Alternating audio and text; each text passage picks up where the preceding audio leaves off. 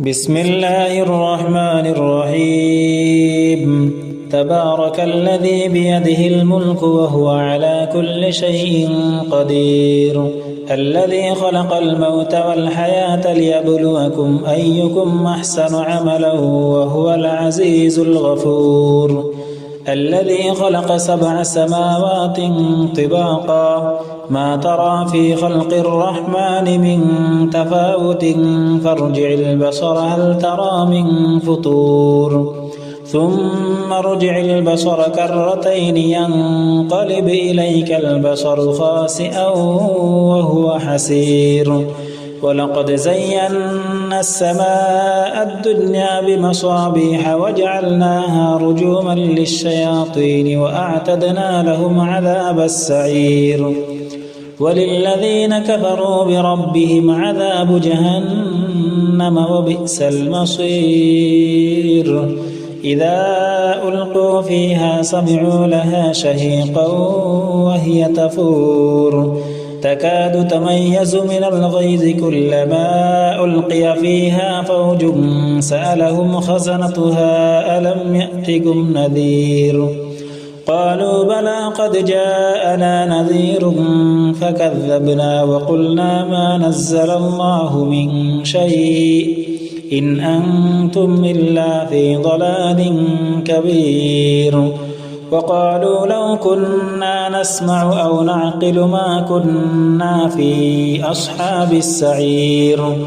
فاعترفوا بذنبهم فسحقا لأصحاب السعير إن الذين يخشون ربهم بالغيب لهم مغفرة وأجر كبير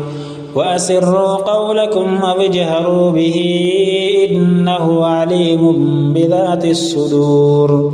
ألا يعلم من خلق وهو اللطيف الخبير هو الذي جعل لكم الأرض ذلولا فامشوا في مناكبها وكلوا من رزقه وإليه النشور أأمنتم من في السماء أن يخسف بكم الأرض فإذا هي تمور أم أمنتم من في السماء أن يرسل عليكم حاصبا فستعلمون كيف نذير ولقد كذب الذين من قبلهم فكيف كان نكير أولم يروا إلى الطير فوقهم صافات ويقبضن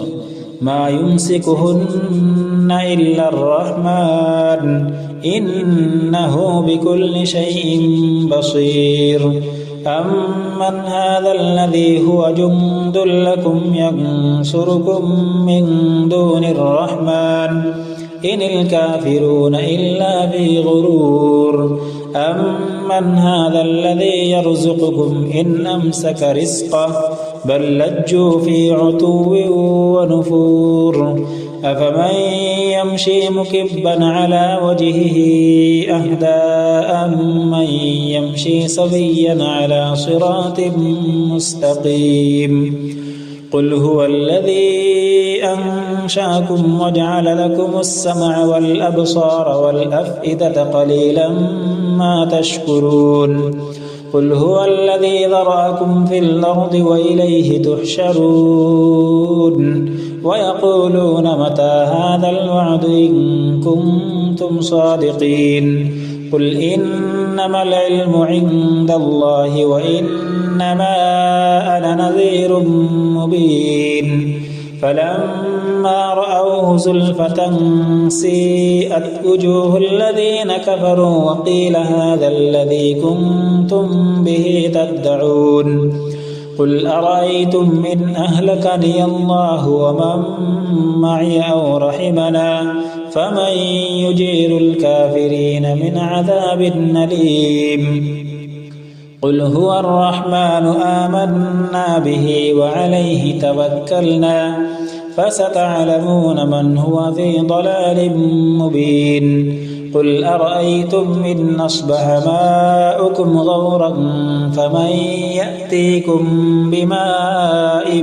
معين بسم الله الرحمن الرحيم تبارك الذي بيده الملك وهو على كل شيء قدير الذي خلق الموت والحياة ليبلوكم أيكم أحسن عملا وهو العزيز الغفور الذي خلق 7 سماوات طباقا ما ترى في خلق الرحمن من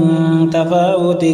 فارجع البصر هل ترى من فطور ثم ارجع البصر كرتين ينقلب إليك البصر خاسئا وهو حسير